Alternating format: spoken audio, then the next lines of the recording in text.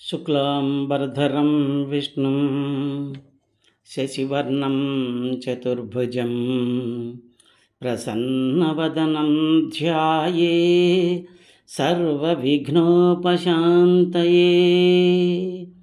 అగజా ఆనన పద్మార్కం గజాననమహర్నిశం అనేకదం తం భక్తానాం ఏకదంతముపాస్మహే.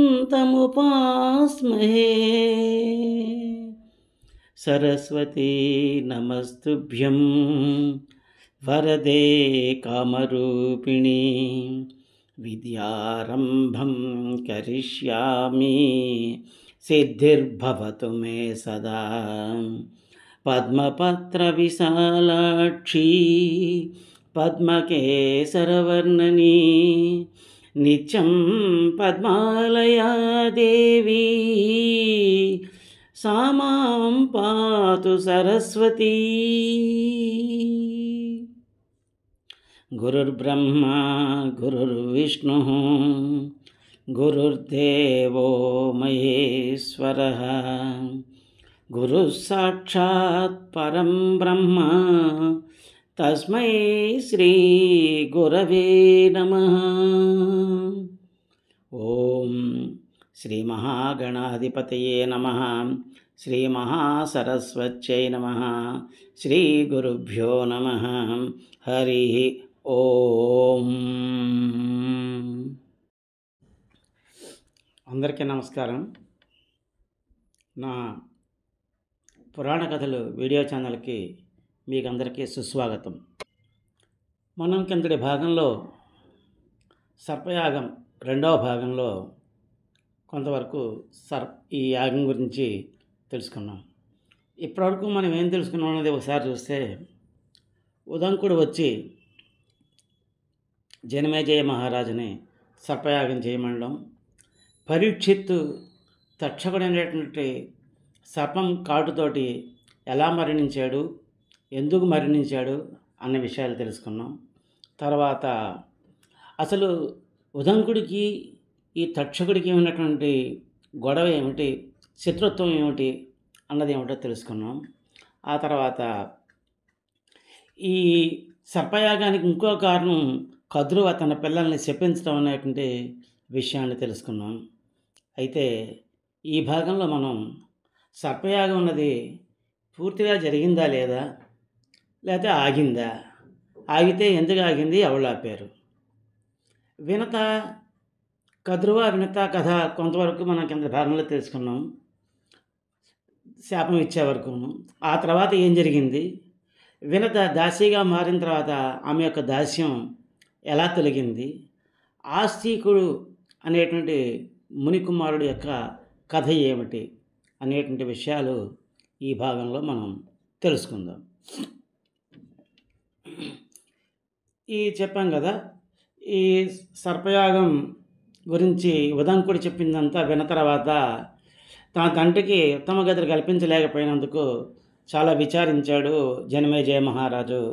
అయ్యో నాకు ఇవన్నీ ఏం తెలియలేదే, తెలియకుండా ఉన్న మూలాన్ని నేను తండ్రికి అన్యాయం చేసిన వాడిని అయ్యాను, పితృరుణం తీర్చుకోలేదు. కాబట్టి పితృరుణం తీర్చుకుని తండ్రిని ఎట్లా అయినా సరే అక్కడ ఉన్నటువంటి బాధల నుంచి తప్పించాలి అని చెప్పేసి సర్పయాగానికి తయారయ్యాడు. గంగా తీరంలో యాగానికి ఏర్పాట్లు చేయమని చెప్పేసి అందరికీ చెప్పాడు. ఇది ఇలా ఉండగా కద్రువ వినత కద్రువ కథ తెలుసుకున్నాం కదా. దానిలో కద్రువ వినత కలిసి సముద్రం ఒడ్డుకు వెళ్ళడం, అక్కడ ఒక గుర్రాన్ని చూసిన తర్వాత గుర్రం అంతా తెల్లగా ఉందని వినత అంటే కాదని, నాకు తోక చివరి నల్లగా ఉందని చెప్పి కద్రువ చెప్పడం తెలుసుకున్నాం. సరే, మర్నాడు మళ్ళీ వచ్చి చూద్దాం అనుకున్నారు. ఈ ఇంటికి వచ్చేసిన తర్వాత కద్రువ పిల్లలందరినీ సమావేశపరిచి పిల్లలందరినీ కూర్చోబెట్టి తనకి పెనతల్లికి జరిగినటువంటి విషయాలన్నీ చెప్పి, నేను కావాలని నల్లగా ఉంది తోక అని చెప్పాను, తెల్లగా ఉన్నాను, మొత్తం అంతా గుర్రం తెల్లగానే ఉన్నాను, కాబట్టి మీరు నల్లగా ఉంటారు కాబట్టి వెళ్ళి ఆ గుర్రం తోకని చుట్టుకోండి వెళ్ళి ఒకళ్ళు అని చెప్పేసి అడగడం. అడిగితే పిల్లలంతా అంగీకరించకపోవడం, అలా అంగీకరించినందుకు వాళ్ళని శపించడం చేసింది. ఎప్పుడైతే ఈ శాపం ఇచ్చిందో కద్రువ, ఆ శాపానికి పిల్లలందరూ చాలా భయపడిపోయారు. భయపడిపోయి కొంతమంది ఏమైనా సరే నువ్వు శాపం ఇచ్చినా ఏం చేసినా సరే మేము పట్టించుకోము అన్నట్టుగా కొంతమంది ఉంటే, కర్కోటకుడు అనేటువంటి ఒక సర్పం ఏం చేసిందంటే, అమ్మా నువ్వు చెప్పినట్టుగానే వెళ్ళి ఆ గుర్రం తోకకి రేపొద్దున చుట్టుకుంటాను అని చెప్పాడు. సరే అలాగే వెళ్ళి చుట్టుకున్నాడు. మర్నాడు కద్రువ వినత ఇద్దరు కలిసి సముద్రం ఒడ్డుకి మళ్ళీ యథాప్రకారం వెళ్ళారు. గుర్రాన్ని చూశారు. చూస్తే కద్రువ అంది, చూడదు ఆ తోక చివర నల్లగా ఉంది కదా అంది. ఎప్పుడైతే ఈ పాము చుట్టుకుందో, ఆ పాము కర్కోటకుడు అనేటువంటి ఈ పాము సర్పం ఎప్పుడైతే తోకను చుట్టుకుందో, ఆ తోక చివర కొంచెం నల్లగా కనబడింది వినతకి కద్రువకి కూడాను. ఎప్పుడైతే తోక నల్లగా ఉందో, అవునక్క తోక కొంచెం నల్లగా ఉంది అంది వినత కద్రువతోటి. సరే మరి మన ఇద్దరం పందెం వేసుకున్నాం కదా, ఆ పందెం ప్రకారం తోక నల్లగా ఉంటే నువ్వు నాకు దాసి అవ్వాలి. కాబట్టి నాకు నువ్వు రేపటి నుంచి వచ్చి మా ఇంటికి వచ్చి దాసి పనులు, నాకు దాసిగా పనులన్నీ చేయాలి, మా పిల్లలకి పనులన్నీ చేయాలి అని చెప్పింది. సరే వినత ఇంకా ఎప్పుడైతే తను పందెం ఒప్పుకుందో, ఆ పందెం ప్రకారం మర్నానికి దాసిగా మారింది. వినత యొక్క పెద్ద కొడుకు గుడ్డు పగిలి సగమే వచ్చి, ఆ కుర్రవాడు అనూరుడు అనేవాడు సూర్యుడికి రథసారథిగా వెళ్ళిపోయాడని చెప్పాం కదా.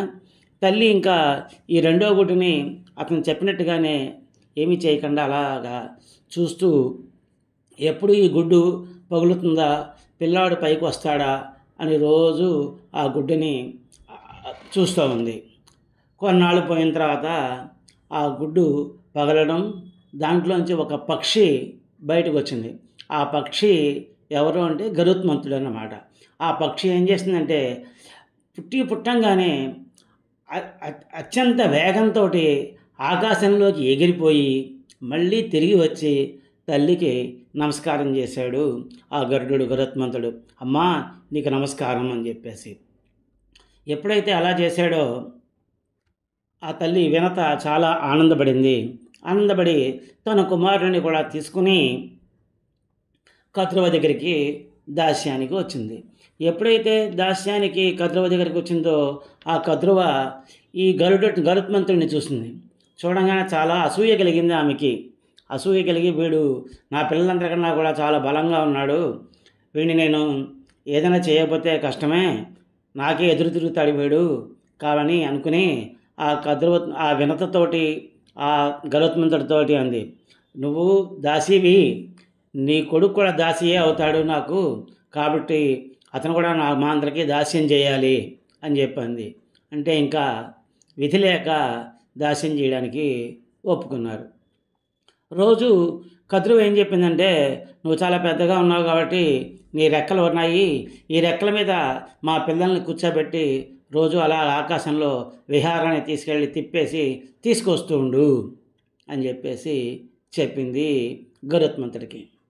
సరే ఇంకేం చేస్తాడు, దాసి కొడుకు కదా, కాబట్టి నేను కూడా దాసిని అయినటువంటి ఉద్దేశంతో, అతను దాసుడిని అని చెప్పి ఉద్దేశంతో ఏం చేశాడంటే, ఈ పాముల్ని రోజు అలాగా తిప్పుతున్నాడు. ఇలా తిప్పుతూ ఉంటే పాములు రకరకాలుగా ఇతనితోటి ఆడుకుంటూ రోజు వచ్చి కింద పడుతున్నారు. ఇదంతా చూశాడు ఈ గరుత్మంతుడికి. చాలా చిరాకు కోపం వచ్చింది. రోజు వీళ్ళని నేను తిప్పడం ఏమిటి ఇలాగా, ఇదంతాను వీళ్ళకి సరైన శాస్తి చేయాలి అని చెప్పేసి ఒకసారి ఏం చేశాడు, ఆ పాముల్ని ఎక్కించేసుకుని సూర్యమండలం దాకా వెళ్ళిపోయాడు ఎగురుకుంటూను. వెళ్ళిపోగానే అక్కడ సూర్యమండలం తాలూకా వేడికి ఈ పాములన్నీ మాడిపోయి వాటిని తీసుకొచ్చి కింద వదిలిపెట్టేస్తే అవన్నీ ఇలా గిలగిలా కొట్టుకుంటున్నాయి అన్నమాట. పాములని ఆ వేడికి మాడిపోయి ఇంకా నల్లగా ఉన్నవి ఇంకా నల్లగా అయిపోయి బొగ్గుల్లా అయిపోయి గిలగిలా కొట్టుకుంటున్నాయి ఆ వేడికి తట్టుకోలేక. అప్పుడు కద్రువ ఏం చేసిందంటే, కద్రువ సామాన్యమైనది కాదు కదా, కశ్యప ప్రజాపతి యొక్క భార్య అని చెప్పి తెలుసుకున్నాం కదా. ఆవిడ వెంటనే ఇంద్రుడిని ప్రార్థించింది, ఇంద్రుడి కోసం ప్రార్థన చేసింది. ఇంద్రుడు ప్రార్థన విన్నాడు. అమ్మ నీకేం కావాలి అని అడిగితే, నా పిల్లలు ఇలాగ వేడికి మాడిపోతున్నారు, కాబట్టి కాస్త వాన కురిపించి వాళ్ళకు ఉపశమనం కలిగించు అని చెప్పేసి అంది. ఎప్పుడైతే ఇంద్రుడిని అలా ప్రార్థించిందో ఇంద్రుడు ఆ కద్రువ కోరినట్టుగానే వాన కురిపించాడు. కురిపించి ఆ పాములన్నిటినీ కూడాను కాస్త ఉపశమనం కలిగించాడు. ఇది ఎంత చూసి నువ్వు దాసిలా ఉండకుండా నువ్వు నా పిల్లల్ని నేను తిప్పమన్నానని చెప్పేసి తీసుకెళ్ళి సూర్యమండలం దాకా తీసుకెళ్ళి వాళ్ళని ఇలా కాల్చేస్తావా, వాళ్ళకి ఇలా వేడిగా తగిలేటట్టు చేస్తావా అని చెప్పేసి రకరకాలుగా అతన్ని తిట్టింది కద్రువ.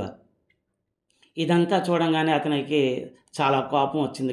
గరుత్మంతుడికి కోపం వచ్చి తల్లిని ఇంటికి వెళ్ళాక అడిగాడు, ఏం జరిగిందమ్మా, మనం ఎందుకు దాస్యం చేస్తున్నాం పెద్ద తల్లికి, చెప్పు నాకు అంతా అని అడిగాడు. అడిగితే అప్పటి వరకు జరిగిందంతా చెప్పింది. ఏమని ఇలాగా వాళ్ళిద్దరూ కలిసి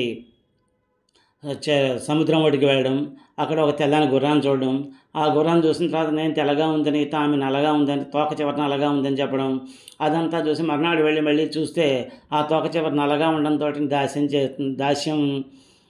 నేను దాసిని అవ్వాల్సి వచ్చింది, నువ్వు నా కొడుకు కాబట్టి నువ్వు కూడా దాసి అయ్యావు అని చెప్తూ, నాయనా మీ అన్నయ్య ఉన్నాడు ఇంతకుముందు అనూరుడని, అతను మొదటి గుడ్డు, అతన్ని నేను గుడ్డు పూర్తిగా పక్వానికి రాకుండానే పగలగొట్టేస్తేమో అని అతను సగమే అయ్యి కాళ్ళ దాకానే పుట్టాడు, నడుము దాకానే ఉన్నాడు, కాళ్ళ దాకా నేను, అతనికి తొడలు కాళ్ళు అవి లేవు. అతను నా కోపం వచ్చి ఈ శాపాన్ని ఇచ్చాడు. ఇచ్చిన తర్వాత మళ్ళీ బాధపడి చెప్పాడు, అమ్మా నీ దాస్యం తమ్ముడు ద్వారా తీరుతుంది అని చెప్పేసి చెప్పాడురా బాబు. కాబట్టి నువ్వు తలుచుకుంటే నా దాస్యం తీరిపోతుంది అని చెప్పింది వినత గరుత్మంతుడికి. సరే, గరుత్మంతుడు ఏం చేశాడంటే మర్నాడు పొద్దున్నేను తల్లి రాకముందే కద్రువ వద్దకి వాళ్ళ పిల్లలైనటువంటి పాముల దగ్గరికి వెళ్ళాడు. వెళ్ళి, పెద్దమ్మ ఇదంతా కాదు, మేము ఈ దాస్యం చేయలేము, మా తల్లిని నన్ను దాస్యం విముక్తం చేయాలంటే, దాస్యం నుంచి విడిపించాలంటే మీకేం కావాలో చెప్పండి అని అడిగాడు. నేనేం చేస్తే మీరు మా ఇద్దరిని దాస్యం నుంచి విముక్తి చేస్తారు, మా దాస్యాన్ని తొలగిస్తారు అని చెప్పేసి అడిగాడు గరుత్మంతుడు. అడగంగానే వీళ్ళంతా చాలా ఆలోచించుకున్నారు, ఏం చేయాలి, ఏం కావాలి, ఏం అడగాలి, ఏం చేయాలి అని చెప్పేసి. చివరికి వాళ్ళకి అనిపించింది, దేవలోకంలో స్వర్గలోకంలో అమృతం ఉంటుంది కదా, ఆ అమృతం కనుక తెచ్చినట్టయితే, ఆ అమృతం తాగినట్టయితే మనకి మరణం ఉండదు. కాబట్టి వీడు తేలేడు ఎలాగాను, చదివాడికి ఎలాగా అది కాదు, దాస్య విముక్తి అవ్వదు, వీడు అమృతం తేడు కాబట్టి వాళ్ళు ఎలా దాసిలుగానే ఉంటారు మనకి అని చెప్పేసి వాళ్ళు ఎప్పుడూ చేయలేని మనం అడగాలి అనే ఉద్దేశంతో అతనితో చెప్పింది, నాయనా గరుడా, నువ్వు స్వర్గలోకం వెళ్ళి అమృతం తీసుకొచ్చి మాకు ఇచ్చినట్టయితే కనుక నిన్ను నీ తల్లిని దాస్యం నుంచి విముక్తి చేస్తాను, మీ ఇద్దరి యొక్క దాస్యాన్ని నేను తొలగిస్తాను అని చెప్పేసి కద్రువ వాళ్ళ పిల్లలు చెప్పారు. చెప్పంగానే వెంటనే వెళ్ళాడు, తల్లి దగ్గరికి వెళ్ళాడు, వినత దగ్గరికి వెళ్ళి, అమ్మా వాళ్ళు వచ్చి మనం అమృతం తెచ్చిచ్చినట్టయితే స్వర్గలోకం నుంచి మన దాస్యం నుంచి విముక్తి చేస్తామంటున్నారు, కాబట్టి నేను స్వర్గలోకానికి వెళ్ళి అమృతాన్ని తీసుకువస్తాను, మన దాస్యాన్ని విముక్తి చేస్తాను, నన్ను ఆశీర్వదించు అని చెప్పేసి తల్లి పాదాలకి నమస్కారం చేశాడు గరుత్మంతుడు. తల్లి చాలా సంతోషించింది, నాయనా నీకు శుభమొగ్గాక, నువ్వు అనుకున్న పని నెరవేరుగాక, మన దాస్యం తొలగ్గాక అని చెప్పేసి ఆశీర్వదించింది. ఆశీర్వదించంగానే వెంటనే ఈ గరుత్మంతుడు ఏం చేశాడు, తన తండ్రి అయినటువంటి కశ్యప ప్రజాపతి దగ్గరికి వెళ్ళాడు. వెళ్ళి ఈ జరిగిన విషయాలన్నీ తండ్రికి చెప్పాడు. చెప్పి, తండ్రి పెద్ద తల్లి ఇడా అడిగింది కాబట్టి మా దాస్యం తొలగడం కోసం మేము స్వర్గలోకానికి వెళ్ళి అమృతం తీసుకురావాలనుకుంటున్నాను, తీసుకొస్తాను, నాకు నువ్వు అనుమతి దయచేయి అని చెప్పాడు. చాలా సంతోషం నాయన, వెళ్ళి రా అని చెప్పేసి తండ్రి అనుమతి ఇచ్చాడు. నీ కార్యం నెరవేరుగాక అని చెప్పేసి ఆయనకి ఇది కూడా ఇచ్చాడు, ఆశీర్వాదం కూడా ఇచ్చాడు. ఇచ్చిన తర్వాత అన్నాడు, నాన్న నేను అంత దూరం వెళ్ళాలంటే నాకు ఎగరడానికి చాలా శక్తి కావాల్సి ఉంటుంది, నాకు చాలా ఆకలిగా ఉంది, నాకు ఏదైనా ఆహారం ఎక్కడ దొరుకుతుంది దీనికి సరిపడా, నేను స్వర్గలోకానికి వెళ్ళి మళ్ళీ తిరిగి వచ్చి అమృతం తీసుకొచ్చే వరకు నాకు ఆకలి లేకుండా ఉండేటువంటి ఆహారం కావాలి, ఆ ఆహారం నాకు ఎక్కడ దొరుకుతుందో కొంచెం దయచేసి నాకు తెలియజేయవలసింది అని చెప్పేసి తండ్రిని అడిగాడు. అడిగితే అప్పుడు గరుత్మంతుడితోటి కశ్యప ప్రజాపతి చెప్తున్నాడు, నాయనా, పూర్వం విభావసుడు, సుప్రతీకుడు అనేటువంటి ఇద్దరు సోదరులు ఉండేవాళ్ళు. వీళ్ళిద్దరూ అన్నదమ్ములు. ఈ అన్నదమ్ములలో ఈ సుప్రతీకుడు అనేవాడు చిన్నవాడు, విభావసుడు అనేవాడు పెద్దవాడు. అన్న సుప్రతీకుడు తమ్ముడు. ఈ తమ్ముడు ఏం చేశాడంటే అన్నని, నాకు కూడా పిత్రార్జితంలో మన తల్లి తాతల దగ్గర నుంచి ఆస్తిలో భాగం కావాలి అని అడిగాడు. అడిగితే ఇవ్వకుండాను ఏం చేశాడంటే అన్న ఆ విభావసుడు కోపగించుకుని, నువ్వు నన్ను ఆస్తిలో భాగం అడుగుతున్నావు కాబట్టి నువ్వు ఏనుగ్గా మారిపో అని చెప్పేసి శపించాడు. అప్పుడు ఈ తమ్ముడికి కూడా కోపం వచ్చింది. సుప్రతీకుడికి కోపం వచ్చి అన్నని శాపించాడు, నువ్వు తాబేలుగా మారిపో అని చెప్పేసి. అలా మారిపోయినప్పుడు 3x6 యోజనాలు అంటే 3 యోజనాలు వెడల్పు 6 యోజనాల పొడవు గల తాబేలుగా అన్న మారిపోయాడు. 6 యోజనాల వెడల్పు 12 యోజనాల పొడుగైనటువంటి ఏనుగ్గా ఈ సుప్రతీకుడు మారిపోయాడు. ఇద్దరూ కూడా ఇలాగ వాళ్ళ యొక్క రూపాలు మారిపోయినా, ఆ శాపం ద్వారా వాళ్ళ రూపాలు మారిపోయినా కూడాను ఇంకా వాళ్ళు ఆశల కోసం రోజు ఒకరికొకరు తగాదా పడుతూనే ఉన్నారు. కాబట్టి నీ ఆకలి తీరాలంటే వాళ్ళిద్దరిని నువ్వు తినేస్తే నీ ఆకలి తీరుతుంది అని చెప్పాడు. సరే, వాళ్ళంతా ఎక్కడ ఉంటారో కనుక్కున్నాడు. అక్కడికి వెళ్ళాడు గరుత్మంతుడు. వెళ్ళి ఇద్దరిని చెరొకాళ్ళతోటి పట్టుకుని వెళ్తుంటే రోహణం అనేటువంటి ఒక చెట్టు కనపడింది దారిలోను. ఆ చెట్టు ఏమందంటే, ఓ గరుత్మంత, నువ్వు చాలా మంచి పని చేయడానికి వెళ్తున్నావు, నీ తల్లికి దాస్య విముక్తి చేయడానికి వెళ్తున్నావు కాబట్టి, నీ ఆకలి తీర్చుకోవడానికి నువ్వు వీళ్ళిద్దరిని పట్టుకుని వెళ్తున్నావు కాబట్టి, నువ్వు నా చెట్టు కొమ్మ పైన కూర్చుని వీళ్ళిద్దరిని శుభ్రంగా తినేసి తర్వాత నువ్వు స్వర్గానికి బయలుదేరి వెళ్ళు అని చెప్పేసి ఆ చెట్టు మానవ భాషలో మాట్లాడి చెప్పింది. చెప్పంగానే సరే, ఈ రోహణుడు అనేటువంటి ఈ చెట్టు పైన చేరి ఆ చెట్టు పైన కొమ్మ మీద పెట్టుకుని తినబోతున్నాడు ఈ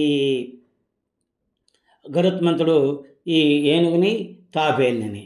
వీళ్ళ ముగ్గురు బరువుకి ఏమైంది, ఆ కొమ్మ విరిగిపోయింది. ఆ విరిగిపోగానే చూస్తే ఆ కొమ్మ కింద వాలఖిల్యులు అనేటువంటి మునీశ్వరులు తల్లకిందలుగా తపస్సులు చేసుకుంటున్నారు. ఈ కొమ్మ కనుక కింద వదిలేస్తే, కొమ్మ కింద పడిపోతే వాళ్ళందరికీ దెబ్బలు తగులుతాయి, వాళ్ళందరికీ ప్రమాదం జరుగుతుంది, ఆ మునీశ్వరులందరికీ, ఆ వాలఖిల్యులు అనేటువంటి మునీశ్వరులకి. కాబట్టి ఏం చేశాడు, ముక్కుతోటి వీళ్ళందరినీ కాళ్ళతో పట్టుకున్నాడు కదా, ముక్కుతోటి ఆ కొమ్మను పట్టుకుని తిన్నగా తండ్రి దగ్గరికి వెళ్ళాడు. మళ్ళీని కశ్యప ప్రజాపతి దగ్గరికి వెళ్ళి, ఇలా జరిగింది, ఇదో వీళ్ళంతా ఈ మునీశ్వరులంతా దీనికైనా తపస్సు చేస్తున్నారు నాన్న, నేను ఇప్పుడు ఏం చేయాలి అని మళ్ళీ అడిగాడు. అడిగితే అప్పుడు కశ్యప ప్రజాపతి చెప్పాడు, ఆ మునీశ్వరులందరినీ ప్రార్థించాడు.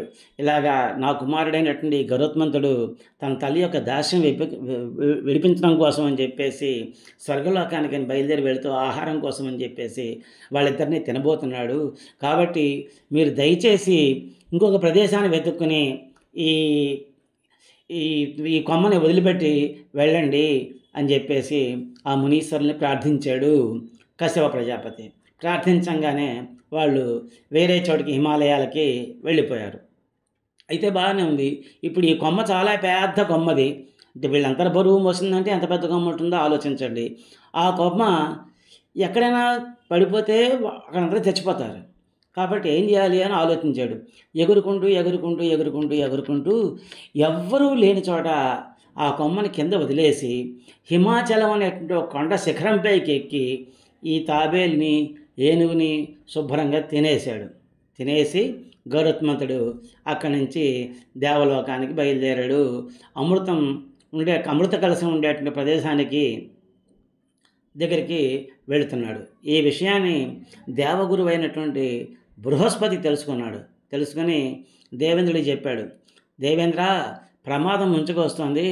కశ్యప ప్రజాపతి కుమారుడైనటువంటి వినత కుమారుడైనటువంటి వైనతేయుడు అంటే గరుత్మంతుడు ఈ అమృత కలశాన్ని నుంచి తీసుకుపోవాలని చెప్పేసి వస్తున్నాడు.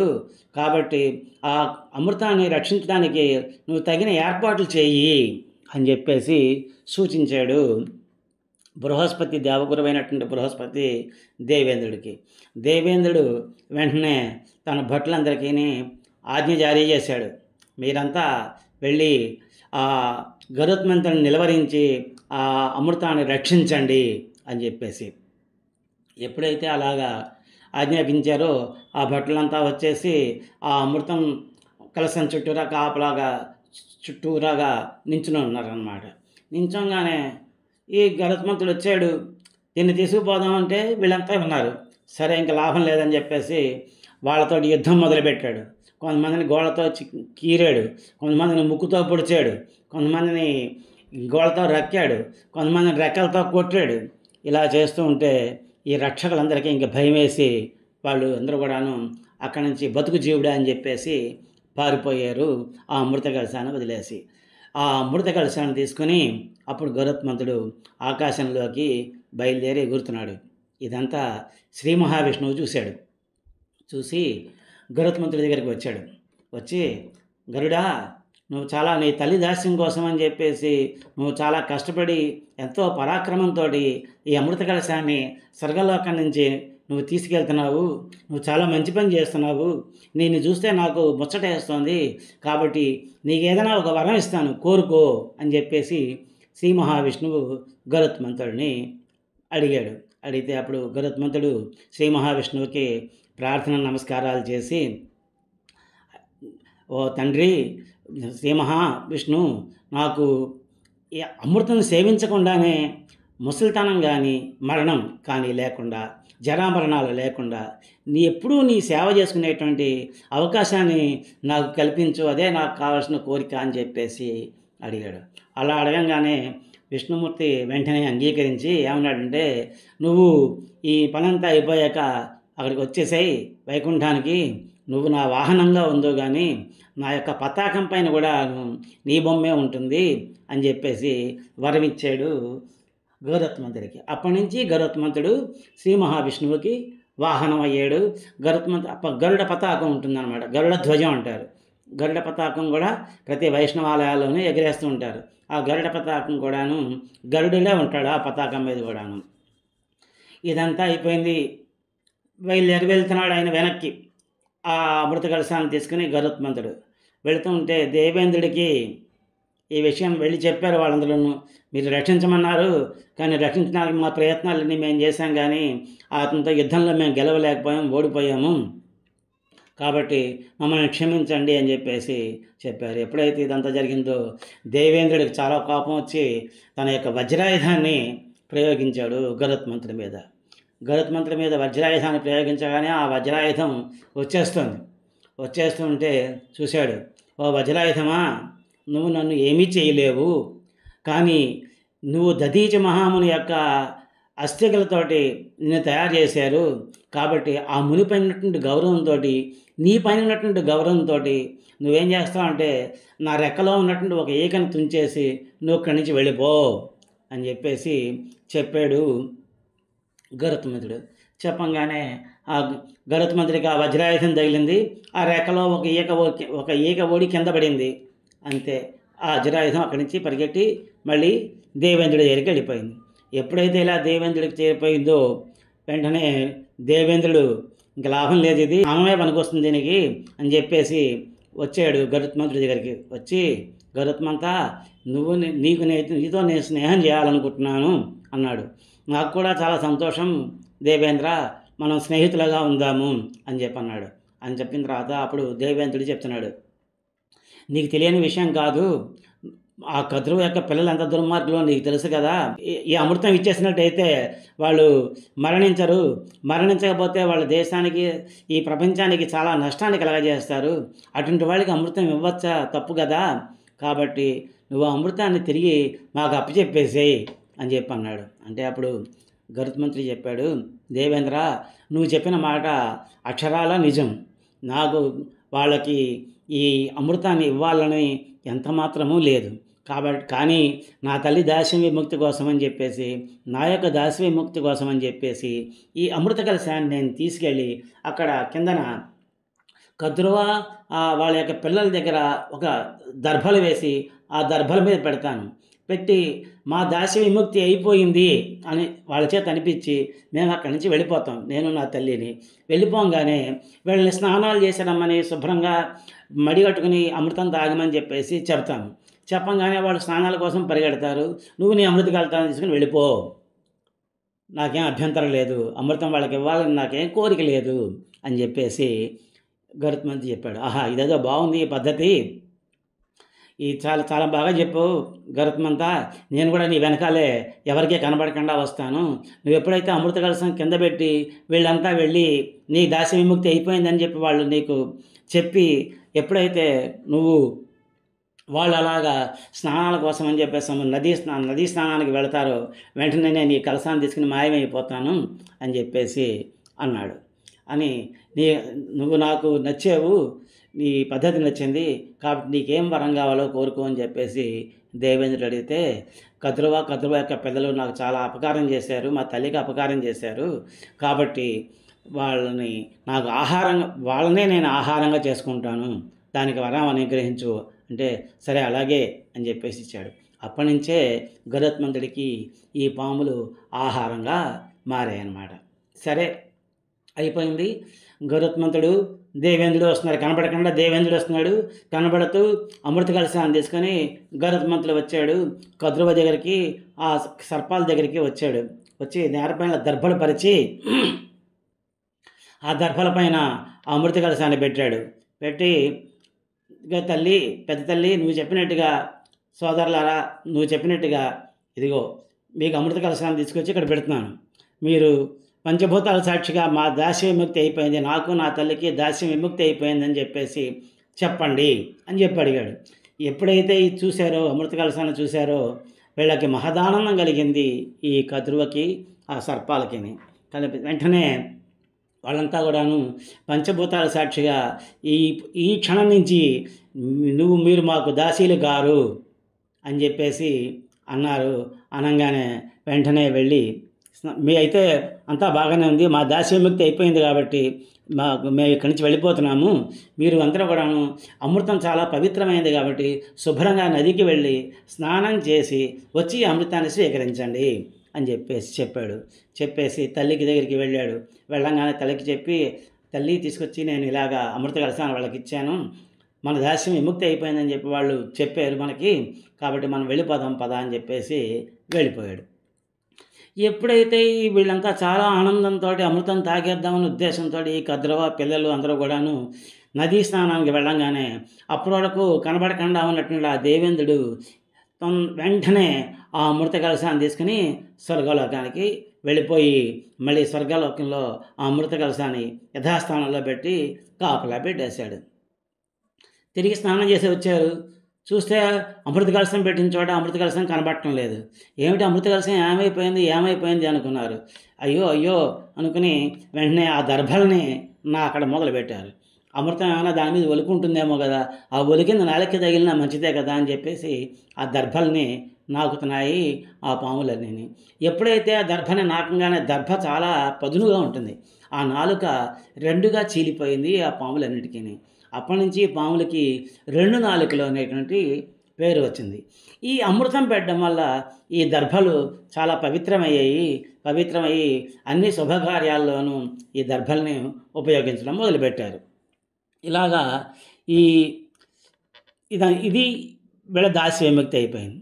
ఇదంతా అయిపోయాక ఇప్పటివరకు ఏం చేశారు, పిల్లలు కద్రువ శాపం ఉంది కదా, పిల్లలైనటువంటి ఈ ఆదిశేషుడు, వాసుకి వీళ్ళంతా కూడాను ఈ తల్లి తమ్ముళ్ళు చేసినటువంటి విషయాలన్నిటి మీద వాళ్ళకి చాలా కోపం వచ్చి ఆదిశేషుడు ఏం చేశాడంటే వెంటనే బ్రహ్మ దగ్గరికి వెళ్ళి బ్రహ్మ కోసం తపస్సు చేశాడు. తపస్సు చేయంగానే బ్రహ్మ ప్రత్యక్షమై, నువ్వు భూభారాన్ని నీ పడగల మీద 1000 పడగలు ఉన్నాయి కదా నీకు, ఈ భూమిని అంతని నీ శిరస్సు పైన మొయ్యి నువ్వేమో అలాగే విష్ణుమూర్తికి పానుపుగా ఉండు అని చెప్పేసి అనుగ్రహించాడు బ్రహ్మదేవుడు ఆదిశేషుని. ఇంకా వాసుకి అనేటువంటి సర్పం ఏం చేస్తుందంటే శివుని కోసం తపస్సు చేస్తుంది. శివుని కోసం తపస్సు చేసి ఆయన మెల్లో హారంగా అయిపోయింది. అంతేకాకుండా క్షీరసాగర మథనం చేసినప్పుడు మంథర పర్వతానికి ఈ వాసుకి అనేటువంటి ఈ పామునే ఒక తాడులాగా కవ్వాని కట్టిన తాడులాగా ఉపయోగించి చేసిన వలని ఆయనకి అతనికి చిరాయుస్సుని వరాన్ని ఇచ్చారు దేవతలు, శివుడు.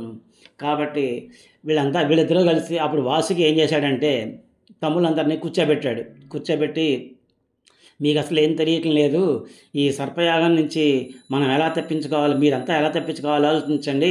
మన అన్నయ్య ఉన్నాడు ఆదిశేషుడు, ఆయన బ్రహ్మ కోసం తపస్సు చేసి వరం పొంది ఆయన భూభారాన్ని వహిస్తున్నాడు. అలాగే విష్ణుమూర్తికి పానుపుగా ఉన్నాడు, ఆయనకి ఎటువంటి కష్టము లేదు, ఆయన సర్పయాగంలో పడే అవకాశం ఉండదు. నేను శివుని ప్రసన్నం చేసుకుని ఆయనకి హారంగా ఉన్నాను.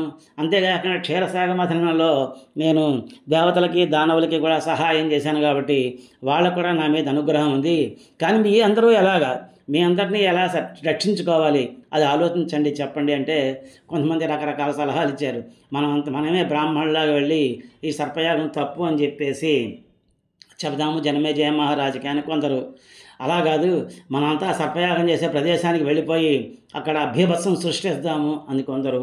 ఇలా అంటూ ఉండగా ఏలాపుత్రుడు అనేటువంటి ఒక పాము అప్పుడు లేచి అన్నలారా, నేను చిన్నప్పుడు తల్లి ఒడిలో ఉన్నప్పుడు ఈ మన శాపం యొక్క విషయాన్ని బ్రహ్మ దేవతలు అంతా కూడాను మాట్లాడుకున్నారు. దేవతలందరూ వచ్చి బ్రహ్మదేవుడి దగ్గరికి, చూశారా బ్రహ్మదేవ, ఆ కదురువ ఎంత దుర్మార్గురాలో, తన పిల్లల్ని తానే శపించింది అని చెప్పేసి స్వార్థం కోసం తానే శపించింది అని చెప్పంగానే అప్పుడు బ్రహ్మదేవుడు అన్నాడు, ఈ సర్పాల్లో కొంతమంది దుర్మార్గులు ఉన్నారు, అటువంటి వాళ్ళు సర్పయాగంలో పడి మరణించడం మంచిదే. కొంతమంది మంచివాళ్ళు ఉన్నారు, వాళ్ళు మరణించకూడదు. అంతేకాకుండా ఈ సమతుల్యత కాపాడడం కోసం వాళ్ళందరూ బతికి ఉండాలి. ఈ సర్పయాగాన్ని ఆపడానికి జరత్కారు అనేటువంటి వాళ్ళిద్దరికి దంపతులకి పుట్టినటువంటి కుమారుడైనటువంటి ఆస్తికుడు అనే అతను ఈ సర్పయాగాన్ని ఆపుతాడు అని చెప్పాడు. చెప్పంగానే అప్పుడు ఈ విషయం ఇలా ఉంది అని అన్నాడు. అనగానే ఇప్పుడు వాసుకి ఒక ఆలోచన వచ్చింది. ఆ జరత్కారు అనే ఆమె ఆ వాసుకి యొక్క చెల్లెలు. ఇప్పుడు జరత్కారు కథ ఏమిటో తెలుసుకుందాం. ఈ జరత్కారు అనే అతను ఒక మహాముని బ్రహ్మచారి. ఒకరోజు నదిలో స్నానం చేయడానికి వెళ్ళాడు. అందులో రెల్లిగడ్డ ఉంది. దానికి ఒక్క వేరు ఉంటే ఆ వేరుని ఎలుకలు కొరికేసాయి. దాన్ని పట్టుకుని కొందరు ఋషులంతా వేలాడుతుంటే జరత్కారు చూసి చాలా ఆశ్చర్యపోయి అడిగాడు, నాయనా మహానుభావులారా, మీరంతా ఎవరు, ఇలా ఎందుకు తలకిందులుగా వేలాడుతున్నారు అని చెప్పేసి వాళ్ళని ప్రార్థిస్తే అప్పుడు వాళ్ళు చెప్పారు, మరి ఏం చెప్పమంటావు నాయనా, మా వంశంలో ఒకడు ఉన్నాడు దుర్మార్గుడు జరత్కారు అని చెప్పేసి, వాడేమో బ్రహ్మచారిగానే ఉండిపోతున్నాడు, వాడిని పెళ్లి చేసుకుని సంతానం కని మాకు మోక్షం కల్పించరా అంటే మాకు మోక్షం కల్పించట్లేదు, వాడు ఎప్పుడు బ్రహ్మచారిగానే ఉండిపోతున్నాడు, ఎంత చేసినా కూడా వాడి వల్లే మాకు ఈ గతి పట్టింది, మాకు ఊర్ధ్వలోకాలు రావట్లేదు, కాబట్టి మేము ఇలా తలకిందలుగా వేలాడి తపస్సు చేస్తున్నాము అన్నారు. మనం సాధారణంగా వింటూనే ఉంటాం, రే నువ్వు ఎంత తలకిందలుగా తపస్సు చేసినా నీకు ఆ పని జరగదురా అని చెప్పేసి. అలాగా వాళ్ళు తలకిందలుగా తపస్సు చేస్తున్నారు. అప్పుడు వెంటనే జరత్కారుకి అర్థమైంది, మహానుభావులారా నన్ను క్షమించండి, నేనే జరత్కారుని అనేటువంటి జరత్కారుని మీరు తిడుతున్నటువంటి జరత్కారుని నేను వివాహానికి అంగీకరిస్తున్నాను, మీకు ఉత్తమగతిలో కలగడం కోసం అని చెప్పేసి నేను వివాహం చేసుకోవడానికి సిద్ధంగా ఉన్నాను. కాకపోతే నాది ఒకటి, నా పేరు జరత్కారు అని ఉంది కదా, ఇలాంటి పేరు గల కన్య మాత్రం దొరికినట్టయితే నేను వివాహం చేసుకుంటాను అని చెప్పాడు. చెప్పగానే ఎంత వెతికినా కూడా అటువంటి కన్య ఆయనకి దొరకలేదు.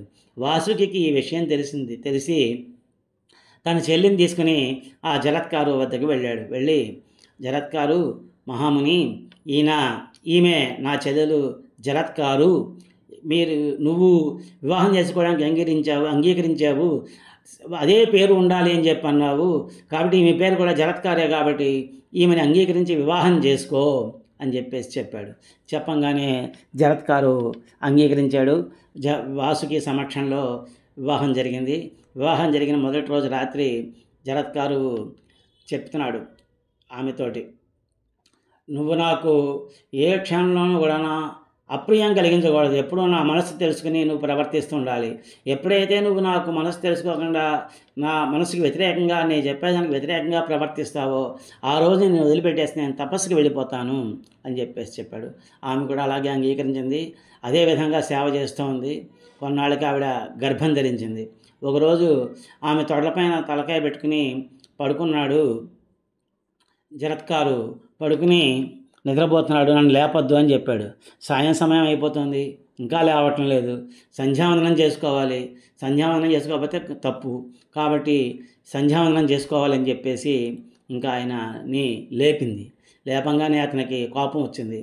కోపం వచ్చి, నేను నీకు చెప్పాను నాకు అప్రియం కలిగించకూడదు, నాకు వ్యతిరేకంగా నువ్వేం చేయకూడదని చెప్పాను, నువ్వు నన్ను లేపకూడదు అని చెప్పాను, అయినా కానీ నువ్వు నన్ను లేపావు, ఎందుకు లేపావు అని అడిగితే ఇలాగా సాయం సమయం దాటిపోతుంది స్వామి, సంధ్యావందనం చేసుకోవాలి కదా మీరు, అందుకని లేపానంటే అదంతా నాకు అనవసరం, నువ్వు నేను చెప్పని పని చేసావు, నేను చేయొద్దన్న పని చేసావు కాబట్టి నిన్ను వదిలేసి నేను తపస్సుకు వెళ్ళిపోతున్నాను అని చెప్పేసి ఆ జరత్కారు అనే ఆయన తపస్సుకి వెళ్ళిపోయాడు. ఎప్పుడైతే ఆమె తపస్సుకి వెళ్ళిపోయాడో ఈ జరత్కారు అనే ఆమె అసలే గర్భవతి. వెంటనే తన అన్న వాసుకి ఇంటికి వెళ్ళిపోయింది. ఇంటికి వెళ్ళిపోయి కొన్నాళ్ళకి వాళ్ళ కుమారుడు పుట్టాడు. ఆ కుమారుడి పేరు ఆస్తికుడు అని పెట్టారు. ఆస్తికుడు అని పెట్టిన తర్వాత ఆయన పెద్ద ఆయనకి ఉపనయనము ఇవన్నీ చేసిన తర్వాత శమరుడు అనేటువంటి ముని యొక్క కుమారుడైనటువంటి కుమారుడు మళ్ళీ రురుడు తండ్రి అయినటువంటి ప్రమతి వద్ద అతన్ని శిష్యరికానికి పెట్టారు, గురువుగా వాళ్ళ దగ్గర పెట్టారు. విద్యాభ్యాసం చేసుకుంటున్నారు. అక్కడ విద్యాభ్యాసం అయిపోయి వెనక్కి వచ్చాడు. ఇక్కడ ఎందుగా మనం అనుకున్నాం కదా, సర్పయాగం కోసం స్థలం పరిశీలించేస్తున్నారు, యాగశాల నిర్మాణం చేయడానికి ఇవన్నీ అని చెప్పేసి ఆయన భార్య అయినటువంటి జన్మేజయుడి భార్య అయినటువంటి వపుష్టమతోటి కలిసి సర్పయాగం చేయడానికి సిద్ధంగా ఉన్నాడు అక్కడ జన్మేజయ మహారాజు. అప్పుడు ఆ సమయంలో వాస్తు నిపుణుడు ఒకడు చూశాడు. ఆ యాగం చేయాలి స్థలాన్ని అంతా పరిశీలించిన తర్వాత జనమేజయ మహారాజుతో చెప్పాడు, మీరు యాగం చేయాల్సిందే, కానీ ఈ యాగం పూర్తిగా జరగదు, సగంలో ఆగిపోతుంది సుమా అని చెప్పి ఆ వాస్తు నిపుణుడు చెప్పినా కూడా రాజు వెనకుండా యాగాన్ని ప్రారంభించాడు. అనేక మంది ఋత్విక్కులు వచ్చారు. వైశంపాయన మహర్షి వచ్చాడు, వ్యాస మహర్షి వచ్చాడు. వాళ్ళందరి సమక్షంలో సర్పయాగం జరుగుతుంది. ఒక్కొక్క సర్పాన్ని ఆవాహనం చేస్తున్నారు. ఆ సర్పం వచ్చి ఆ వామగుండంలో పడుతుంది, మరణిస్తుంది. ఇది చూసి తక్షకుడికి భయం వేసింది. వెంటనే ఇంద్రుడి దగ్గరికి వెళ్ళాడు. ఇంద్రుడి దగ్గరికి వెళ్తే ఇంద్రుడు రక్షణ ఇస్తానని చెప్పేసి అన్నాడు. ఇంద్రుడికి తక్షకుడికి మధ్య స్నేహం ఉందన్నమాట. ఆ స్నేహాన్ని పురస్కరించుకొని నువ్వు నా సింహాసనాన్ని చుట్టూ కూర్చో, నీకేం కాదు అని చెప్పాడు. ఇలా ఎందుకు చెప్పాడు? ఈ బ్రహ్మ వరం ఇచ్చాడని చెప్పాం కదా ఇంతకుముందు. ఆ వరాన్ని దృష్టిలో పెట్టుకుని ఇంద్రుడు అతనికి అభయం ఇచ్చాడు. ఎంతసేపు చూసినా తక్షకుడు రావట్లేదు అని చెప్పేసి అక్కడ ఋత్వికులందరూ చూస్తూ తక్షకుడిని పిలుస్తున్నారు, తక్షకాయ స్వాహ అని చెప్పేసి. ఎంతగా రావట్లేదు, ఏం జరిగిందా అని చెప్పేసి ఆ ఋత్వికులు దివ్య దృష్టితో చూస్తే ఆయన ఇంద్రుడి యొక్క సింహాసనానికి చుట్టబెట్టుకున్నాడు. ఓహో, ఇంద్రుడు ఈయన రక్షిస్తున్నాడు అని చెప్పేసి తెలుసుకుని సహేంద్ర తక్షకాయ స్వాహ అంటే ఇంద్రుడితో సహా వచ్చి తక్షకుడు ఈ యజ్ఞంలో భస్మం అయిపోవాలి అనేటువంటి మంత్రాన్ని చదివారు వాళ్ళు. చదవంగానే ఇంద్రుడికి వెంటనే భయం వేసింది. ఆయన నిన్ను పట్టుకుంటే నాకు కూడా కంపములు ఎగేటట్టుంది, నేను కూడా చచ్చిపోయేటట్టున్నాను, కాబట్టి నువ్వు వెళ్ళిపో ఇక్కడి నుంచి, నేను నిన్ను రక్షించలేను అని చెప్పేసి అన్నాడు. అనగానే ఈ తక్షకుడు యాగగుండం పైన అలా తిరుగుతున్నాడు, పడడానికి సిద్ధంగాను. తిరుగుతుండగానే ఇదంతా తెలిసింది వాసుకి. ఈ సర్పయాగం గురించి తెలిసి చెల్లిని పిలిచి తల్లి, ఇలా జరిగింది కదా, ఈ యాగం ఆపడానికి నీ కుమారుడు ఒకడే సమర్థుడు, కాబట్టి నీ కుమారుడిని ఆ యాగం ఆపడానికి పంపించు అని చెప్పేసి ఆమెను కోరాడు. కోరంగానే జరత్కారు కుమారుడిని పిలిచి, నాయనా, ఈ మన బంధువులందరినీ కాపాడడం కోసం ఆ జయ మహారాజ్ చేసేటువంటి ఆ యాగాన్ని నువ్వు ఆపు అని చెప్పేసి చెప్పంగానే ఈ ఆస్తిక మహర్షి ఆ యాగశాల దగ్గరికి వెళ్ళాడు. జయ మహారాజు లేచి నించుని ఆహ్వానం పలికాడు, అతిథి మర్యాదలు చేశాడు. అతిథి మర్యాదలు చేయగానే ఆస్తికుడు జయ మహారాజుని పొగిడాడు. నువ్వు చాలా గొప్పవాళ్ళు, ఆ రోజుల్లో రాముడు, తర్వాత ధర్మరాజు, వీళ్ళందరూ ఎలాంటి రాజులు, వీళ్ళంతా గొప్ప రాజులు అని చెప్పేసి ఇలాగా ఆయన్ని పొగడడం మొదలుపెట్టాడు. పొగడడం మొదలుపెట్టగానే పొగిడితే సంతోషమే కదా!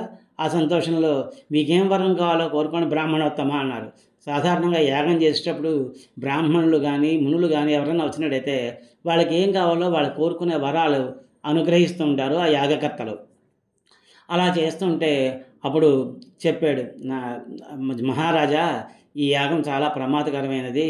మీరు ఈ యాగాన్ని ఆపు చేసేసి ఆప్తులను రక్షించండి, నా ఆప్తులను రక్షించండి. ఎందుకంటే అందరూ ఇలా దహనమైపోవడం మంచిది కాదు. సమతుల్యత ఉండదు. అన్ని జంతువులకి, అన్ని జీవులకి ఈ ప్రపంచంలో బతికే అవకాశం ఉంటుంది. ఆ అవకాశాన్ని మీరు కల్పించండి అని చెప్పేసి అడిగాడు ఆస్తికుడు. అడగంగానే ఈయన ధర్మసంకటంలో పడ్డాడు. యాగం చెయ్యాలి, యాగం ఎలా ఆపాలి అని చెప్పేసి వెంటనే ఈ ఋత్వికులు, ఋషులు వీళ్ళందరూ కూడాను అందరితోటి సమావేశం అయ్యాడు. ఏం చేయాలి ఇప్పుడు నేను అని చెప్పేసి. అప్పుడు వాళ్ళంతా కూడా చెప్పారు, మీరు ఆస్తికుని యొక్క కోరికను మన్నించి ఈ యాగం ఇంతటితోటి ఆపేసేయండి అని చెప్పారు. వెంటనే జనమేజయ మహారాజు యాగాన్ని ఆపేశాడు. ఆపేయంగానే తక్షకుడు పైన తిరుగుతున్నాడు కదా, తిరుగుతుంటే ఆ తక్షకుడిని, నువ్వు అక్కడే ఉండు, నువ్వు కింద పడకు, నువ్వు యాగం ఆగిపోయింది, నువ్వు వెళ్ళిపో అని చెప్పేసి పంపించేశాడు ఆస్తిక మహర్షి తక్షకుడిని అతడి నుంచి. అలాగా అందరూ సర్పయాగం ఆపేసినటువంటి ఆస్తికుడిని అందరూను అభినందించారు. జనమేజయ మహారాజు అందరికీ యాగానికి వచ్చినటువంటి వాళ్ళందరికీ కూడాను, యాగం జరిపించిన వాళ్ళకి అందరికీ భూరి దక్షిణలు ఇచ్చి వాళ్ళందరినీ ఇళ్ళకి పంపించాడు. ఈ విధంగా సర్పయాగం ముగిసింది. హరి ఓం తత్సత్.